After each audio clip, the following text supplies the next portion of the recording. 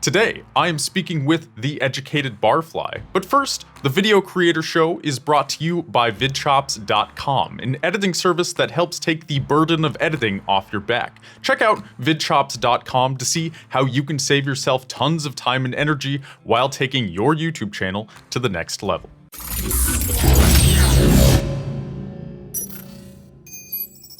All right, now I am here with Leandro, the Educated Barfly. Good to have you today. Hey, thanks for having me. Appreciate being here.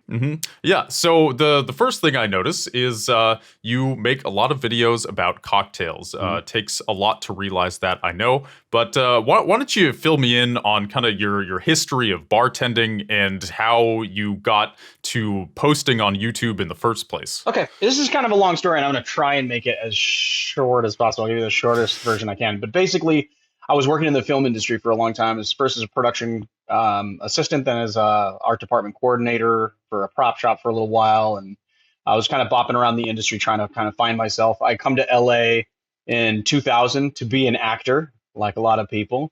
And I really quickly realized that while I love acting and, you know, the actual execution of it is really fun, the business side of it is a real hustle.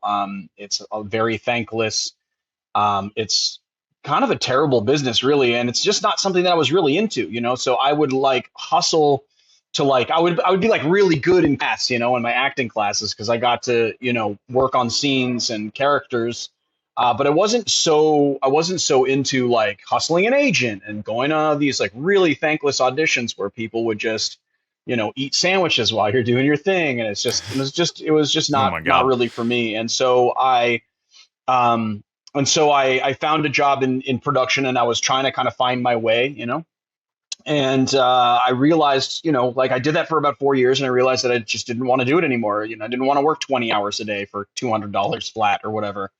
And so I had a friend who was on a production assistant who got me a job as a bar back in a nightclub in Hollywood. And that was really cool because I would make, like, even as a bar back, it was busy enough, you know, on this kind of a Hollywood Boulevard club that we would make like really decent money. And I only had to work like 2 nights a week.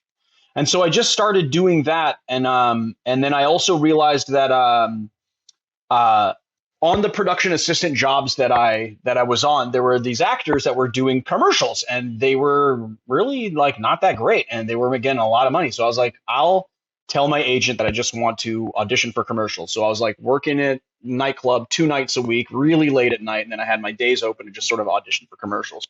And I did that for a good long while until I landed in downtown LA. And through a protracted series of events, I ended up at a place called Cole's French Dip, which was unbeknownst to me at the time, because I had no idea what cocktails were other than just like whatever I was pouring at the nightclub, which was like Incredible Hulks and, you know, adios, like the adios motherfuckers and stuff like that. Sorry, AMFs. I don't know. You can beat me if Yep, I had a few of those. Right. So, you know, and just like Washington apples and these like drinks that you just pour like this, you know, all night and then just push them out to people. I didn't know what a proper cocktail was, but unbeknownst to me, Cole's French Dip turned out to be like the epicenter of like the exciting sort of cocktail trend that was emerging everywhere.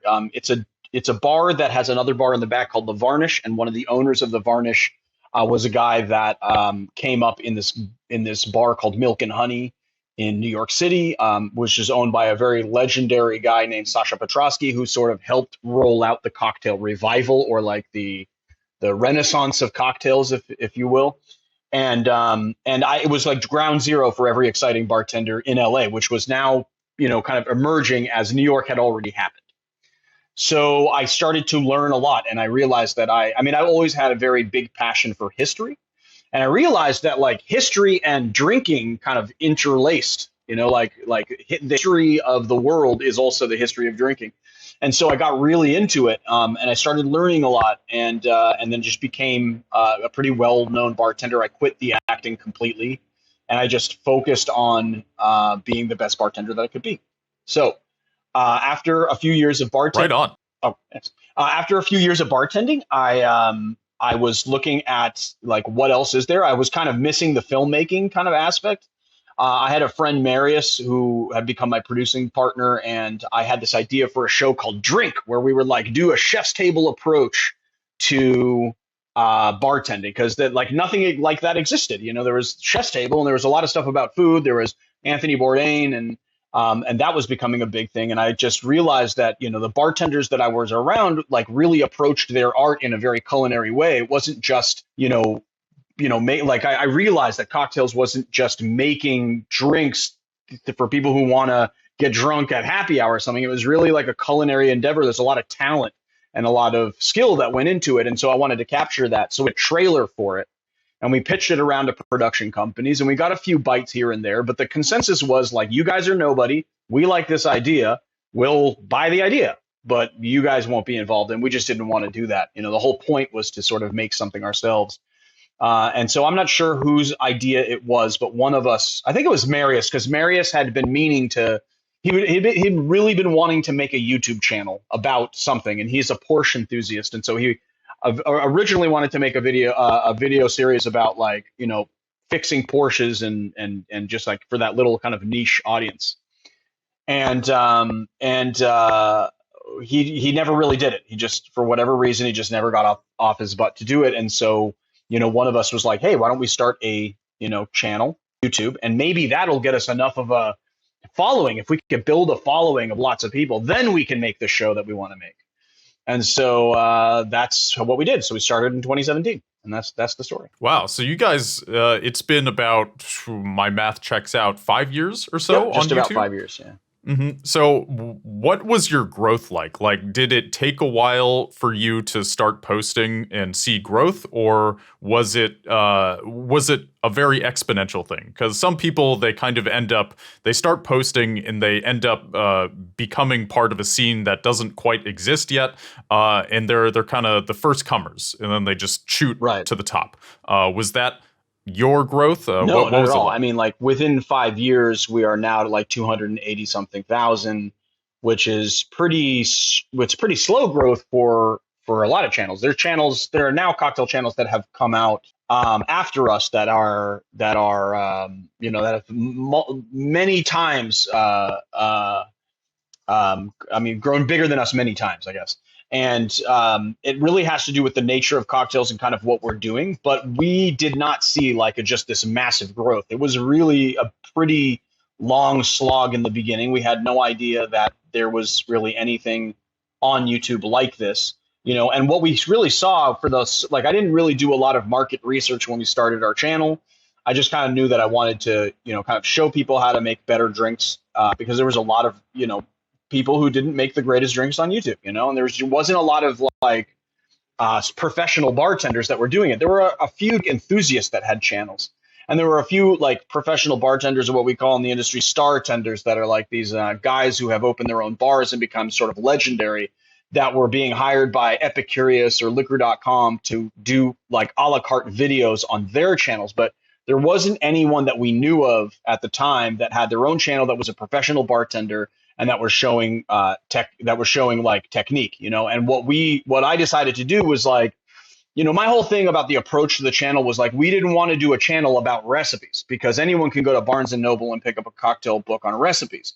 And what the cheesy thing that I like to say to people, and whenever I teach a class, I always say this, it's cheesy, but it's kind of true, is that like anybody can go to a bookstore and buy a Wolfgang Puck book and try and execute a recipe from Spago. But it's not going to be the same as the meal that you have at Spago, because the thing that separates you from Wolfgang Puck is the technique of making that food. And it's the same thing here. So my approach to the YouTube channel was all about the technique of making drinks, all the little tips and tricks to make you have a bar quality or bartender quality or high quality cocktail at home. And there was really nothing like that on YouTube yet when we started. And there wasn't a precedent. What I learned about YouTube is that whenever there's not a precedent for something, it's kind of a slow build sometimes, because people aren't really looking for it. And so, you know, you kind of have to build your own community. Sure. Yeah. And the reason I asked about the growth is sometimes people, they hit the first 100,000 really quickly, and then it kind of takes a while to accumulate beyond that. But that's interesting to know that that wasn't the case for you. And clearly the diligence paid off, and it is Yeah. going very well for you right now. So I am curious, like, you got into this YouTube thing kind of as you had a deep interest in acting and kind of being in front of a camera. Then you had all this experience bartending, and then you kind of combined the two worlds into YouTube. All of this makes sense to me. What interests me is you've set your channel up in a way that, I mean, you've done it very well. You have a lot of Right. monetization avenues here. So just looking at your description, you have a lot of things that people can buy, like Amazon affiliate links. You do sponsorships. You have a Patreon, a Discord server. Like, as far as I can tell, you're kind of doing everything right. So was this stuff that you and your team came up with? Did you hire people? Like, Well, how did you honestly, know how to do all we this stuff? learned it on the fly because what we realized was that like YouTube was going to be a hustle for us, and like if we were going to actually, the goal was to make a living at it, and also be fluid enough to just do this only. And for me, I have two children, so for me, that's a higher mark than most people who don't have kids, right? Like most people who don't have kids, you can pull down like $2,000 a month and you can make that work, right? But like I needed a higher benchmark because but I also knew that like if we were going to grow this thing, if it was going to become something, if we were going to do well at it, we needed to do it for a living. I couldn't be like, working in the bar until 4 o'clock in the morning and then like, getting up at 9 a.m., 2 days a week to shoot, 3 or 4 videos. Then also putting kids at night and then like, shutting down the set, at first it was in my kitchen. So like we were like had lights all in my kitchen. The first 6 months of our YouTube channel was crickets. We didn't like to the point where like Marius was like, are we going to do this anymore? Like this has taken a lot of time and effort. It's, he was editing and doing the camera stuff. I was like, doing all the episode design and kind of figuring out the concepts. And it was a lot of work. And so, once we started, growing well, we also realized that the monetization for a channel, like just because you see a channel has 200,000 subscribers, right, doesn't necessarily mean that they're making any money and at all. And even with the views, if you're getting like, you need to be pulling down like 2 to 3 to 4 million views a month to really be seeing thousands of dollars on YouTube. And we just weren't doing that. And so we realized like we needed to figure out different avenues to monetize. So had we been a channel like, I don't know, Joshua Weissman or something that just like spiked up to 5 million people and getting 29 million views a month, we probably wouldn't have figured out these monetization avenues because we wouldn't have needed to. But we did need to. So, we started doing a lot of research into like, okay, how are other ways, what are other ways that YouTubers monetize? Like, what can you possibly see from that? And then how can we do this in a way that's organic for our audience so we're not alienating anyone? Some of them came about like really organically. So, for instance, our longest kind of supporter and sponsor, and then like the affiliate links, Barfly mixology gear. Originally, I reached out to them because I was like, I need to update my bar equipment and I don't want to spend thousands of dollars. And I just reached out to them like over Instagram DM. And I said like, listen, I'm this small channel. We have 5,000 subscribers right now. Would you mind just sending us some gear and then we'll just shoot out in each episode as a thank you for some free gear, just so that I didn't have to spend thousands of dollars or like hundreds of dollars really replacing all of my bar gear to be a little bit better quality. And so the relationship really organically sort of upgraded as we went. It just organically developed into a partnership. And then there are other ones where basically it would be us reaching out to companies and saying like, and especially in the beginning, because for a very long time, like even if you have 80,000 subscribers, most companies will look at that nowadays and say like, that's really not that many subscribers. And so they'd be willing to give you free stuff, but you need to be the one to initiate that. It's really above 100,000 where then companies start to find you, Mm-hmm. Yeah, absolutely. And so one thing that stood out to me is you said the first 6 months was crickets. And when you reached that 6 month point, Did you change, or did you just keep doing the same thing content-wise? Because for a lot of people, when they get crickets for that long, they get very discouraged. They don't know what to do. So what Right. advice would you give? I'm just curious what you did there. Well, we used it as a lab, so we were constantly changing things. And then I had watched a video for this creator named Casey Neistat, who's really huge. Yes, yeah. And I had like happened upon some video, like I was looking at a lot of YouTubers' videos about growing their YouTube channel, and I happened upon this video where he had said, that it took him 5 years to get to 1 million people, and then after that million, it took once he started doing a daily vlog, it took him 6 months to get the next million or something like that. Like it just like exponentially grew. And so, and what he was doing was a daily vlog. So Marius and I were like, well, we can't feasibly do an episode every day. The most that we can do is probably 2 or 3 a week. But a lot of our viewers at that time were asking me to taste the cocktails and talk through the flavor pros of the cocktails, which I wasn't doing at first. I was just showing people how to make it. And so then what we did is we would shoot the tasting notes, and then we would release that as a second video in that week. So we would have 5 videos a week, right? So even though we're only shooting 3 cocktails for that week, we would have 6 videos, right? So it would be like the cocktail one day, the tasting notes the next day. And those tasting notes never did very well, but what it did do was it like pushed the algorithm in our favor, because the more you post, someone's going to watch that video. And when eyes are on it and the YouTube algorithm starts to see that all these eyes are on your videos, they start to push your video further and further.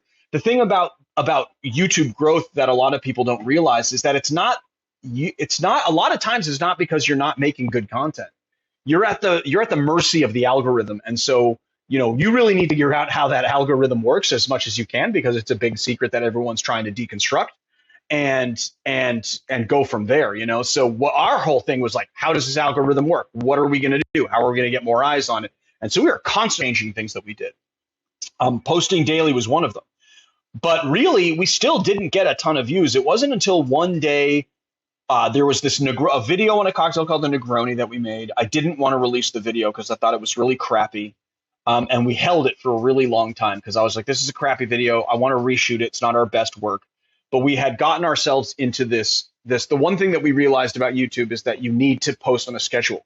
If you don't post on a schedule, you're doing yourself a disservice, because people need to expect like when their show is going to come out. Even if you only have 4 subscribers, you need to post on that schedule. The algorithm takes your schedule into consideration. So if you like post every day on a Monday, and then all of a sudden you post on a Friday, the algorithm's gonna go wacky and you get less views on that Friday video, right? So God, I lost my train of thought. See, what was I talking about? You were talking about posting on specific days, posting more content, getting in favor of the algorithm. Oh, right. So then we had this Negroni video, and we were out of videos one week, and I was like, we're gonna have to post this Negroni video if we're gonna keep the schedule, right? So it was this adherence to the schedule that like forced us to post this video, and that video, for whatever reason, for us, it exploded. Like, whereas our usual videos were getting like 200 views, this video went on to get like 10,000 views, like really quickly. And then all of a sudden we hit this like critical mass where our channel exploded. Like it exploded, and we went from getting like 1 or 2 subscribers a day, or maybe even 1 or 2 subscribers a week, maybe, to getting like 350 subscribers a day. And that lasted for a long while. And then, of course, those big spikes that you get on YouTube, they eventually you hit a peak and you down. But hopefully what you do is you come down to a better place. I don't know. There's a helicopter we should probably wait for. Yeah, it's not too bad. So that's fascinating that you had this video you were holding on to, and you didn't even think you would do well, and then it kind of ended up being the catalyst for your channel exploding. And this is surprisingly common, I find, like with all the YouTubers I talk to. A lot of times videos that they don't like end up doing the best. And I don't know what that is. I don't know if the universe is just kind of playing jokes on people. What was it about that video that you didn't like? And do you think there was a reason it did so well? Okay, so so I was an actor ahead of time, and I was kind of used to being on camera, but I was also used to having scripted content, right? And in the beginning of the channel, and maybe this is really to my credit because the information is really good, but I was first of all I was riffing the entire time. I did not prepare anything. Even to this day, I rarely really prepare anything that I'm going to say. But I wasn't used to being on camera, and I wasn't used to hosting. So the very beginning videos where I was very stilted on camera, I was very serious, really focusing on what I was going to say. So my videos would come out like, "Hey, what's up, guys? I'm Leandro Demon Reaver from the Edge." It was like very like almost no personality was coming through. And as a result of that, I really had to kind of like work hard to kind of become like to kind of find my way. You know what I mean? Mm-hmm. Yeah. So this Negroni video, you didn't prepare. So you were kind of speaking more off the cuff. I'm riffing. It's like this. I had all the history in my head, right? So I was riffing. And then I was like umming and ahhing a lot. I was like looking off camera. I had this weird thing for a very long time. It was really hard for me to stare into the lens of a camera and treat it like a person. And so I would just get in my head. And once I was in my head, I would forget what I was saying. And then I'd have to like get myself back. And so there's just a lot of that in that video. It just wasn't very slick. And then the other thing is in the beginning of our video, we didn't edit almost at all. Like we had a close-up camera and we had a wide camera. We shot the wide in one take. We didn't do any jump cutting, which is what you see a lot in YouTube, where people are just like, they forget something, whatever, and then they just jump cut to them doing another take, right? We were, for a long time, my producing partner, Marius, who does our editing, was really against the jump cut. And he's like, that's what rookies do or whatever. We weren't using a teleprompter or anything like that. So yeah, it was just like, to me, it was just a bad video. I felt very self-conscious about it, but it goes to show like, you don't necessarily know what is good. You don't know. It's like a lot of people are very hard on themselves when their YouTube channel isn't working because they think that it's them or it's their content or it's the quality. The thing is that I'm a very big believer in like, you don't really know if your content is any good or not. Like it's not really for you to decide whether it is. It's for the audience to decide. And the thing is that like you could be judging yourself and not putting content out there that people would really like. And so you really need to let that go and then just try to make the content that you want to make. And that's the lesson and the takeaway from that kind of like holding that video. That's what I learned. I thought like, oh, well, I could have never, if I had never released that video, our YouTube channel could have never happened. Mm-hmm.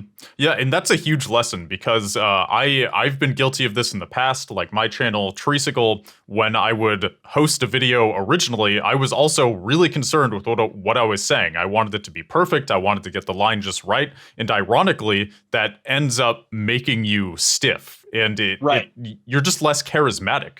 And when you just kind of let go and you don't worry too much about getting it just right, you end up having much better energy. And people, they notice that and they kind of take it in and they feel like, oh, this guy's talking to me. Like this is just a conversation. This is a real person in front of the camera here, and they connect with you better. And there's something very human about that.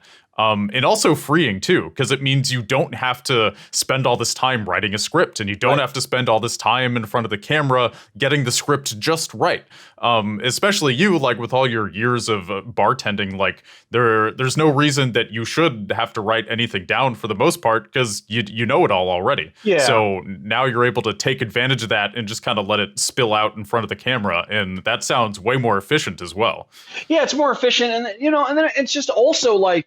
It's not even that you're just like looser, in front of the camera. It's also a lot more fun to do, and the thing is that it's like once you start doing YouTube as a job, it's very easy to like lose the joy of why you started. You know what I mean? And it's like all of a sudden it becomes a job, and so that's not something that you should have to work at. So anything that you can do to make it fun for yourself, to make it, if you're having fun, the audience is having fun. If you're engaged, then they're going to engage. And if you're messing things up in the video, a lot of times it promotes engagement, which is just going to be good for your channel anyway. So even though you should have your right, because there's a ton of nerds on the internet that would love to prove you wrong about things that you say wrong. Like if you mess up because you're talking and you have to go back and do something, or if you spill something on the counter and you don't take it too seriously, you know, people really love that. You know, they want to see a robot, they want to see a human being, you know, on camera, and they want to see someone that they relate to. And people, you know, mess things up and spill things all the time, right? So that's, you know, it's like there are some channels where like the host spills their cocktail ingredients all the time, and it's like a running joke and a thing that they get a lot of mileage out of, you know. So it's like embrace that, embrace the imperfections, you know, and make it a part of the identity of your channel and, you know, the, you know, persona or your like whatever you're building, you know. Yeah, embrace the imperfections. I really like that. Especially, I think now more than ever, that idea is very popular. Like people, as you said, they love that. It's more relatable. But even now, when it comes to entertainment, I think the game has changed a lot in even the last 10, 20 years. You know, before entertainment was mostly associated with Hollywood and these big budget films, and everything was perfect and polished and just right and super professional, and every shot cost like $1 billion to make. But now the opposite is true. Like the most popular content is often things that are off the cuff, that it's just one person in front of a camera. It's relatively simple. And embracing that not only saves you time, but it also lets you tap into this very popular phenomenon. And I don't think that's going away anytime soon. You know, maybe in 20 years the tides will shift again, and people will be like, you know what I miss? I miss big budget films. That's what I miss. But right now, that's just that's not where we're at. Right. And it's really powerful to understand that for sure. It is. I mean, it's just like it speaks to authenticity, and that's what, you know, as far as social media goes, you know, because I mean, here's the thing: big budget movies are still, you know, they still exist and they still make money. Tom Cruise just made the most money he's ever made in his entire career on an opening for that Top Gun movie, you know. So there's still a place for that. But when it comes to like social media, people really crave authenticity, and I think that, you know, being your authentic self is really the most important thing, you know. You got to kind of realize that like it's like you need to make the content for yourself, but at the same time, you don't get to, like, you're not the one that's going to decide whether the content is going to be popular or not. And so you just sort of have to, you know, get rid of any ideas of succeeding at it, and then just do what you're going to do. And 9 times out of 10, when you do that, when you just stop overthinking it and you just do something that's really authentic to yourself, that's what makes it succeed. Absolutely. And so kind of shifting gears here, after you guys started seeing real growth on the channel, you start introducing these new ways of monetizing, whether it's affiliate links or sponsorships, AdSense, Patreon, what have you. What would you say is like the biggest avenue of monetization for you? And I'm not necessarily looking for specific numbers, but yeah, what has been the most successful for your channel? Oh, by and large, it's sponsorships. I mean, I have a kind of a love-hate relationship with Patreon. I was very, very, very excited about Patreon.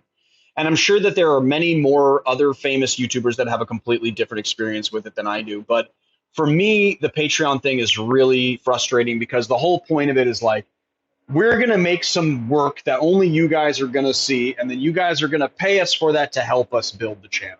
But the thing about Patreon in our experience is that nobody actually consumes that content. So it's a complete waste of time to make it.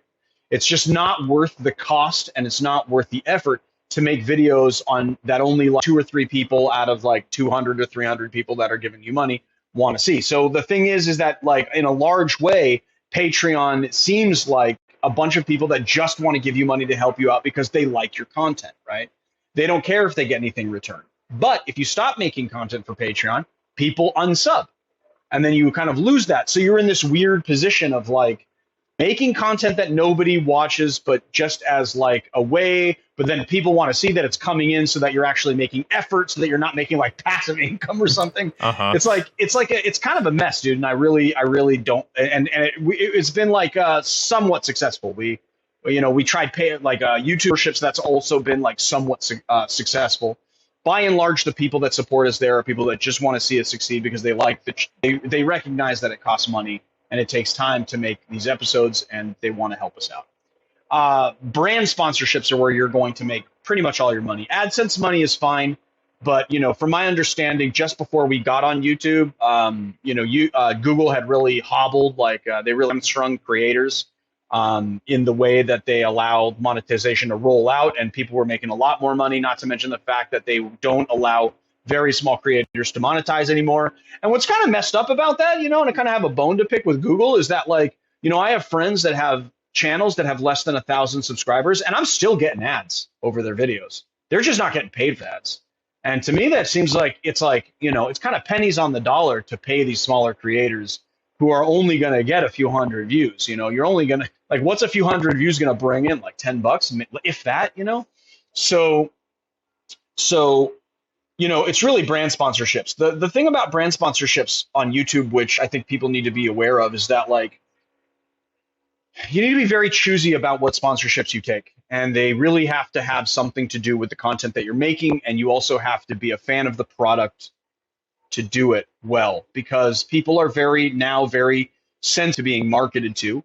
And not to mention the fact that YouTube has made some viewers incredibly spoiled, because now people, it's like, for instance, like when we were the only game until we got a lot more views. Now there's a lot more cocktail channels out there. The views are spreading out across those cocktail channels. Some of them advertise more than others. And then people will say oh, it's just everything is sponsored all the time. I'm just going to move on to a channel that doesn't take any sponsorships because I don't want to be marketed to. Without realizing that it's we take sponsorships so that we can make this content free for you. The reason why you don't have to pay for it is because we take sponsorships, and we do everything from putting a little counter, like a little 60-second counter in there, to make it the least, just show people exactly where it's going to be, and you tune in or tune out however you want, and just to make it as unintrusive as possible. But I mean, that's where you're going to make it. Companies realize that they're getting a very good deal, because in traditional filmmaking, or commercial making, they would have to hire a production company with a director and all this crew, and it would cost them $200,000 to make an ad. Now they can just pay a mid-range creator, $4,000, or $3,000 for a 60-second read on their channel, and they're saving themselves, tens of thousands of dollars to do it. It's a win for them. It's a win for the channel creator, because usually $3,000 to $4,000 going into your channel is going to help you make better content. It's going to pay you a little bit. It's enough that they pay taxes on top of it. It's not going to since you are going to have to pay 30% of anything that you make into taxes, that at least you're making something enough to just keep going. Mm-hmm. Yeah, absolutely. And I think a lot of people, I mean, as you said, they don't realize how important sponsorships are. And the nice thing about sponsorships is it gives you total control over the advertisement and the money and over who you work with. Whereas if you don't have them, you're kind of beholden to AdSense and the ebbs and flows of the algorithm. But when you have these companies who are paying you a flat rate up front, then it just gives you so much more freedom, and It ends up creating the ecosystem that YouTube is so well known for. And then also, you can always just skip over a sponsorship. And I mean, now when I watch cable TV and the commercials start, and it's 5-10 minutes worth of commercials, I don't even know how I lived with that for so long. No, I know. Me too. It's crazy. Yeah, the way that YouTube videos work, the fact that you can skip over things, and even the ads they're so personalized from channel to channel. Right. The way you do ads is going to be way different than the way I do ads. And even that, I enjoy watching sponsorships a lot of the time. Sometimes I skip them, but sometimes I don't, because it's oh, well, how's this guy going to pitch ExpressVPN or what have you? Right. So it's it's a beautiful process. Well, I got to really tell you, I've also sponsorships as found well. a lot of my favorite products from sponsorships on YouTube. And the other thing, a lot of people seem to think that most YouTube creators will just take any product, any old product, and just advertise it because they're offering the money. But we don't, maybe some channels do that, but we don't do that. We are very choosy about who we work with. We turn down more advertisers than we say yes to.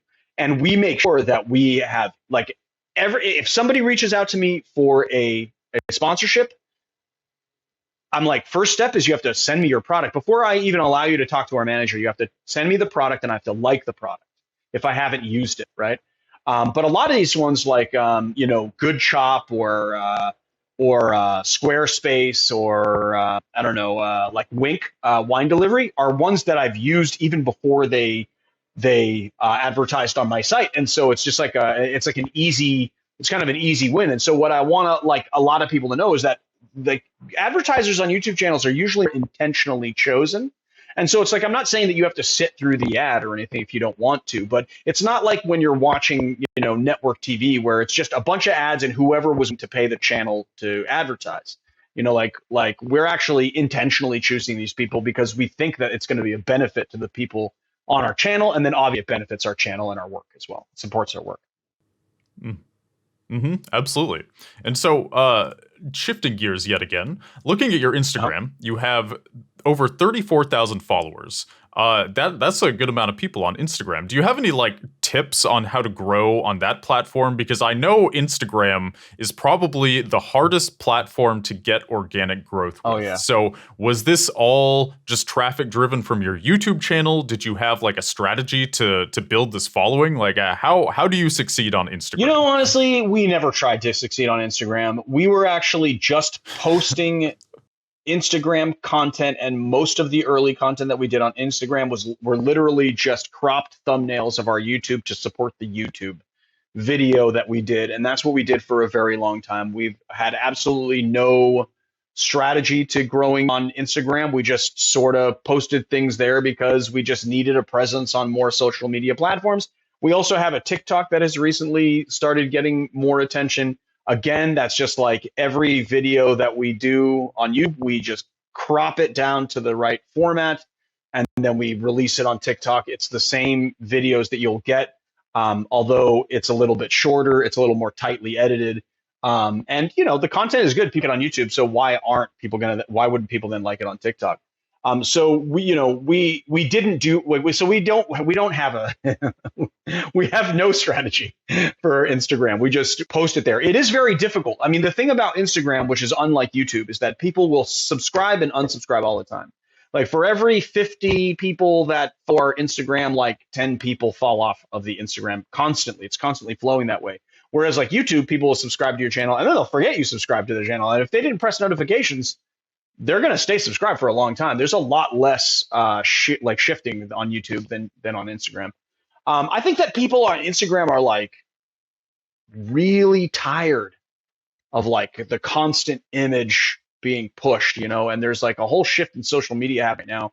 I think a lot of people don't really like that Facebook bought Instagram as well, because a lot of people were very against Facebook. And so like, I think that Instagram is just sort of a weird thing that seems like it's going to be part of the past soon and be, but they're trying to kind of hold on and compete with TikTok, which is now like kind of the ascendant social media platform. And so I think for that reason, it's very difficult to get that engagement. And I think because people are just tired of the platform, maybe, I don't know. I think there's some truth to that. And TikTok, clearly Instagram has tried to compete with TikTok by implementing Reels. And I think to a certain extent that has worked. I kind of, as you said, I do wonder if Instagram is going to go the way of Snapchat, where obviously Snapchat still exists, but it's not nearly as popular as it once was. And I feel like people just, I only use Snapchat for one reason. I have one group of friends that we all kind of, I don't know, we send Snapchats to each other. But besides that, I don't use it at all. And Instagram, the kind of, I guess, shallow nature of it I had to delete it off my phone. Like I only have it on my desktop because it's so addicting and makes me feel weird when I spend all this time scrolling and looking at other people. There's like a hilarious saying that has a lot of truth to it. Instagram makes you feel like everybody else's life is perfect. Twitter makes you feel like the world is on fire. Right. That's a great quote. Wait, who said that? Is it you? I don't even remember. That's amazing. Sure, we could credit it to me, that's but amazing. That's great. Yeah, I heard it somewhere, and it's so true. It's super true. And TikTok, I mean, TikTok's weird. It's just kind of hard to leave. It is. It's weird. Like, I've installed and uninstalled the app like 5 times because it's so addictive and takes up so much time. But I'm glad you're posting on there because, I mean, yeah, it's one of the ways of the future. I think one thing that's interesting with TikTok versus YouTube, obviously TikTok, I think, is always going to struggle with having like deeper content, with having more cinematic stuff. You know, I think TikTok is always going to be a little bit shallow. It's always going to be a little bit just it's not as detail oriented, and that's okay. But I am glad that as somebody who operates on YouTube and my career is on YouTube, that I don't feel TikTok is really a threat. It's more of just something to embrace because it does have its uses for sure. I mean, you know, so the thing is, okay, so what's funny about this, all right, is that YouTube kind of thrives on authenticity, right? And then Instagram thrives on inauthenticity, right? So they're like, and I think that like a lot of, you know, kind of the problem with Instagram is that it is now thought of as the platform where those like joke influencers go, you know, like where like it's like the influencers that are like skiing in a bikini down the street during a, you know, and like just doing like, you know, like those what is that? What is Instagram? It's called like influencers of Instagram or whatever, or which just like is just a collection of someone collecting just like all these crazy things that influencers do to, you know, be the, you know, just get themselves out there and be crazy and get all the followers and get the views and get the likes.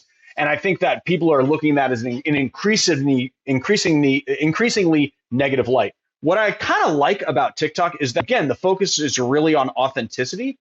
And when they expanded the time to go to 3 minutes, there's a lot of really great like political content on there. There's a lot of really great like food content on there.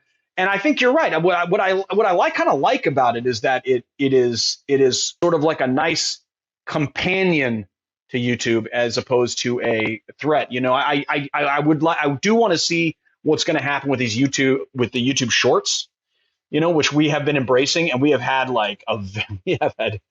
just like so many very vocal people about shorts. Like either they really hate the shorts, you're ruining everything, or they really love the shorts and they just keep it coming. I love this short content, because the thing about it is that sometimes people don't want to watch a 30-minute video on acid-itching pineapple juice with a well-known New York City bartender. Some people just want to know how to acid-adjust pineapple juice.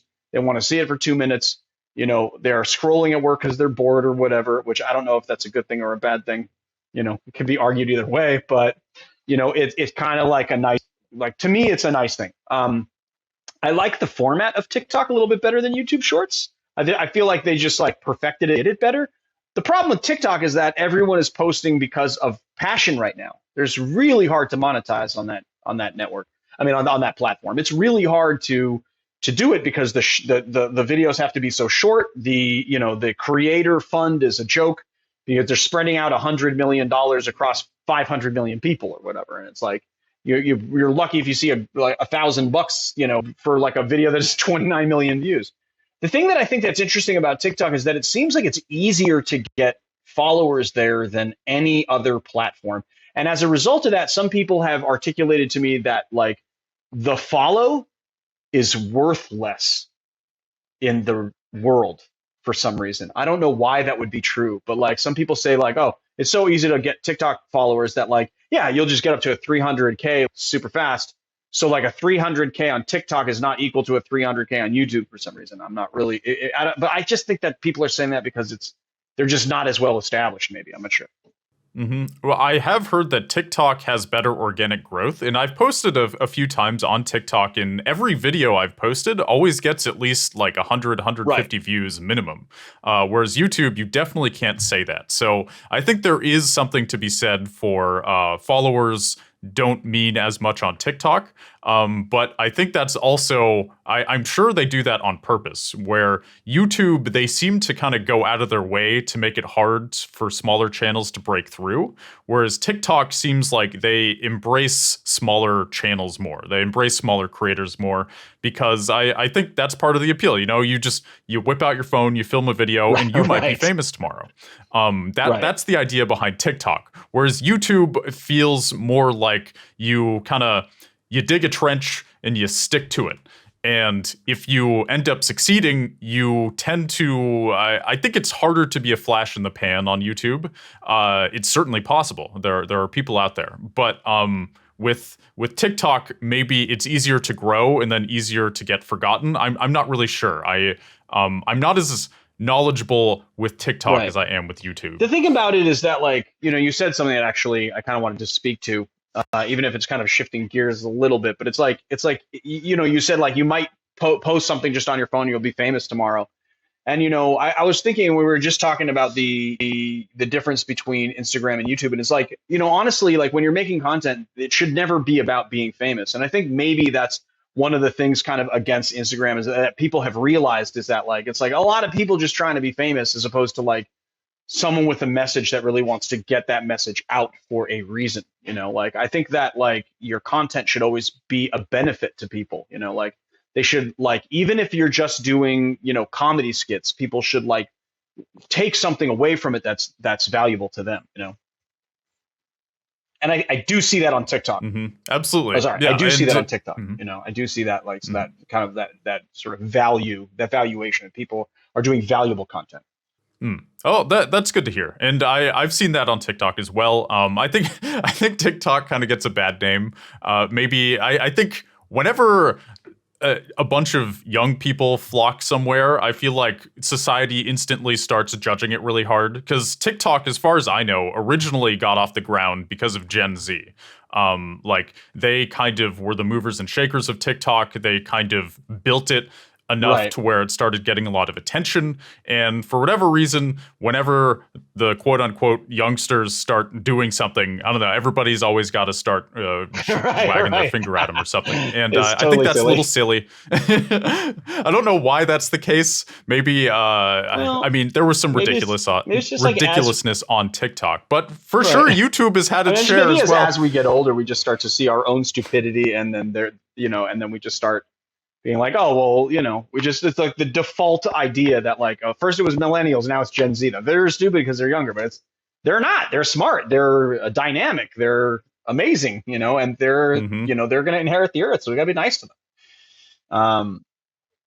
You know? Yeah, totally agree. But yeah, I think the other thing about TikTok that people don't really want to say, because there might be some kind of racial overtones to this, is that, like, I think as Americans, we are all sort of trained to distrust China, and it is a Chinese company, and there has to be something with like just the weird, you know, kind of relationship between the U.S. and China, and then people's sort of distrust of TikTok.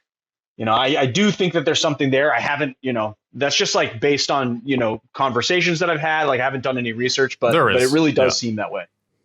Yeah, for sure. Like if it's an American company, it's easy for us to embrace. If it's a Chinese one, or, you know, a country that we feel like we have some issues with, then yeah, I think there's going to be a bit more distrust. Kind of makes sense, but also can be a little silly when it's just an app. But I know there was like a big controversy, like a congressional hearing about TikTok, and TikTok maybe was being a little sketchy, collecting I heard that data they didn't need to be collecting. But also, most companies do that. But now it's kind of like it's maybe in the hands of another country, and that feels weirder, and maybe rightfully so. But kind of shifting gears back to YouTube here. So you have embraced the YouTube Short. I always like to ask people about their experience with them, because it can be a little controversial. Some people are like, yeah, I posted these shorts and they got lots of views, but I didn't see any traffic. And but then other people are like, oh yeah, I posted these shorts, they got lots of views, and a lot of those views spilled over into the rest of my videos. You mentioned that some people are hating on your shorts, but other people love them. Tell me in detail kind of Well, I mean, I How like have the they been for shorts. you? Really what we use the shorts for is sort of a recap of things in other videos. So now the format of our videos are that we do several cocktails in one video. And it's nice to be able to break those up and then just take pieces of them and push them out there as just like a singular piece of content. The problem with YouTube Shorts is that they don't monetize. Or they monetize in a really weird way. Like if you're just talking about like just like Mm, ad traffic or like AdSense or like CPM or whatever. Like some shorts that we've made got like 10,000 views and you made $27 on that. Some shorts that we made, it did 10,000 views and we made 14 cents on it, right? And it's sort of like, it seems like, well, of course, Google is trying to push these shorts because they don't have to pay the creators, right? Like, I think that there's something there where there's a lot of kind of like, on the creator side, there's a little bit of distrust and stuff for shorts. But really, for us, the shorts is bonus content. So this is why I don't understand when people complain about the shorts. It's like we post a video once a week. You get that video on a Thursday. We post shorts Monday, Tuesday, Wednesday, and Friday. So you're getting extra content. You're getting 4 extra videos. If you don't like the shorts, you don't have to watch them. Our shorts do not perform like gangbusters crazy. I know there are some creators in our space that I think have a younger audience that like their shorts get like 300, 400,000 views, and then their regular videos get 45,000 views.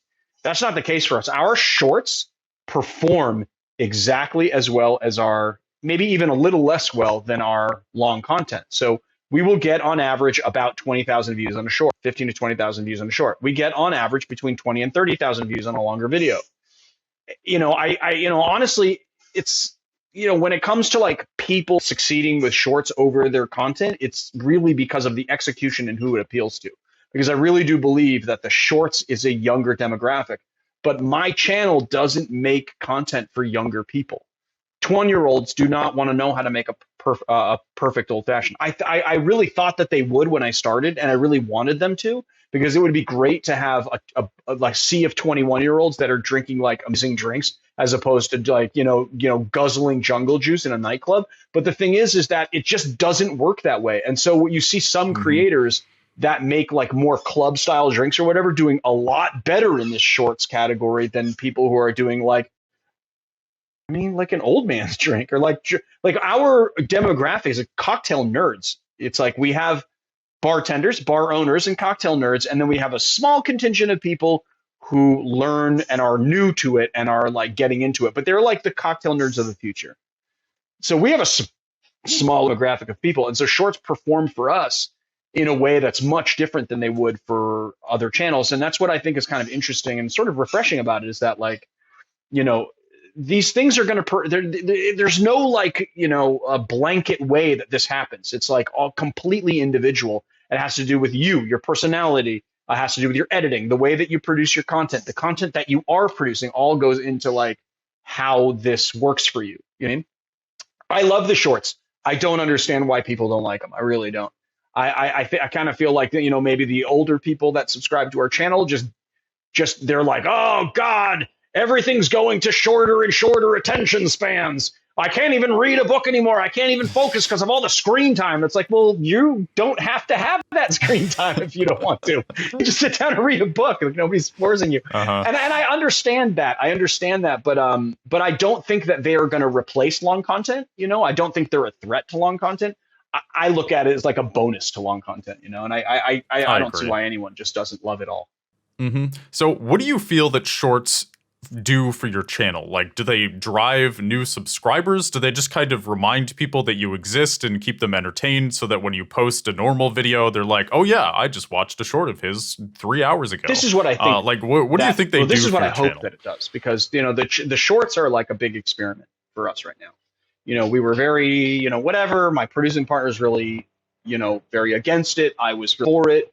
We sort of said, like, let's try it. But if we try it, let's try it for a year, because we realized that when you try things on YouTube, if you try something new, you got to stick to it for a while, because it takes a while for people to catch on. It's not going to be overnight. You can't test it for a month and say, oh, this was a failure. Mm-hmm. If you test it for a month, it'll be a failure. You need to test it for a long period of time. And so we're testing it. What I hope it does is it keeps our channel in the conversation. what I liked about posting daily content, which we did for a while, and there was a minute where we were posting 4 long videos a week, which was crazy. I don't even know how we did that, especially because I was working at a full-time job at the time as well. And I have kids. So I don't know how I did. I don't know how I found the time to do that. But, you know, what we liked about that is that, like, the algorithm is constantly seeing your stuff. You're getting those views, and it's pushing your videos. So you're more in the conversation. What it has done is given us an extra 300,000 views per month on our thing. Now, that's 300,000 views that we're getting paid pennies on the dollar for. But I think that it benefits the long content because other people are finding our channel. What we're hoping it does is hopefully it brings in a newer demographic of people. We would like to appeal to a little bit younger people, but the entire purpose of our channel was to get people to just drink better drinks. So people who are interested in cocktails, at least those, you know, 21 or 22-year-olds that are like old souls that are reading cocktail books, like we want to attract them to our channel. They might necessarily be seeing our channel, and so we're kind of using the shorts as sort of like a way to bridge that gap. I see. That's really smart. And maybe even if you don't get 21-year-olds, you might have people kind of in their mid-20s. They've been drinking for a while, and they're a little tired of jungle juice or cheap beer, and they're kind of looking to upgrade. I know around my mid-20s is when I started taking cocktails more seriously. And yeah, when I was 21, I would just go to a club and order in AMF.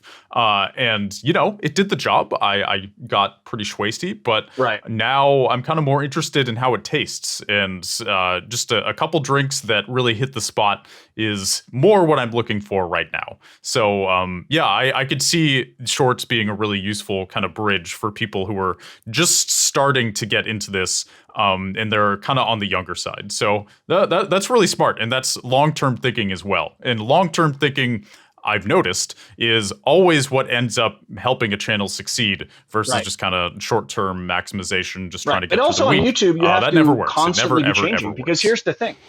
Here's what I found out about YouTube. And sometimes people get really angry about this, but it's just the way of YouTube. Is that, like, if you start doing something and it starts doing well, and you're putting it out there, and it's doing really well for you, and people start to see that it's doing well for you, and then they start doing the same thing. So they basically copy what you did, and then they put their own spin on it, right? So they adapt what you've did. And that's the thing about social media. It's like adapt or die. You constantly have to be adapting. It is a shifting landscape. If people think like, hey, I'm going to make this channel, I get up to 1 million subscribers, and then all of a sudden everything's just going to be like, I'm just going to be famous and rich, then you've got another thing coming. Because here's the thing. You could have 1 million subscribers, but if you're getting 58,000 views a month, you're not making any money on that 1 million subscribers. You're not reaching anybody, and nobody's watching your content. So the thing is that, like, it's constantly shifting all the time, and it's rapidly changing. And you sort of have like changing with that. You know, it's like your job is like kind of the hardest job, because it's like you have to constantly be changing on a shifting landscape that people learn very quickly, and you have to authentically do it your way. And that's difficult, you know, but at the same time, it's like, I kind of feel, you know, what we've always done is just trust our gut. We don't make content for other people. We make the content we want to make, and we hope that there's an audience that enjoys it. And so there's a lot of times where I get really stuck views, and I'm like, oh, why is this not getting more views? I thought this would do better. It took us so long to do. We put so much time and effort into it. But then other times I would just like sit back and I'm just blown away that even 4 people want to watch the videos. You know, like, we never thought this was, like, honestly, in the back of my, like, I did it because I wanted to do something creative, and I wanted to do something that I thought we might be able to appeal to some people. I never thought it would become my career. Like, in the back of my mind, I never thought that, like, so like even 4 views a month, you know, it's like amazing to me, you know, when I take a step back and get over myself. Mm-hmm. Yeah, for real. So we're kind of nearing the end here. One thing I'd like to ask people is basically to give some advice. So with you and kind of your specific trip through YouTube, what would you say to somebody who feels like they've plateaued? They're getting the crickets. It's been a while. Maybe they have 3 subscribers. Maybe they have 10,000 subscribers. What advice would you give to somebody who feels like nobody cares, even though they're posting good stuff, and they're just frustrated? Well, the first thing that I would say is really take a good look at the content that you're making. And, you know, I am a big fan of going into the analytics and seeing where engagement drops off, and kind of looking at the video to see like like try and figure out why the engagement would drop off in that way. But I also kind of feel like when that starts to happen, it's because, and I've actually been guilty of this myself. It's very easy to sort of like pair yourself to other people and get bogged down into like trying to make content that people want to watch. And you just can't do that because it doesn't work. You have to be making authentic content. And I think that if you're making content that's authentic to you, then that content is going to changing all the time because your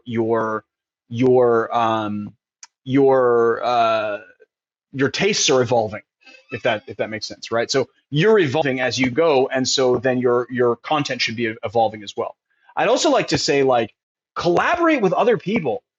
The whole idea that you're in competition with anyone else on YouTube is a fiction.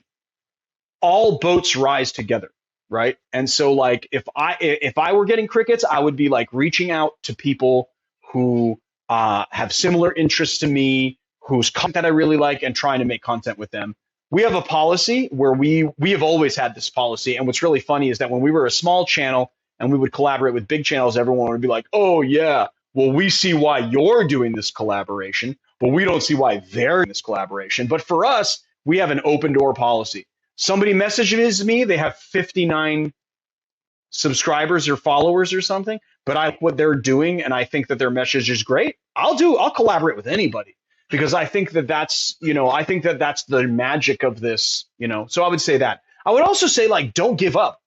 People fail because they quit, not because they're making crappy content, So, I would say don't give up. If we had given up at that 6-month mark when we weren't getting any views and nobody cared about our content, nobody was watching, we were just shouting into the void, we would have missed that big spike when we had got that Negroni video, And then the other thing that I would say is, like, examine why you're making videos.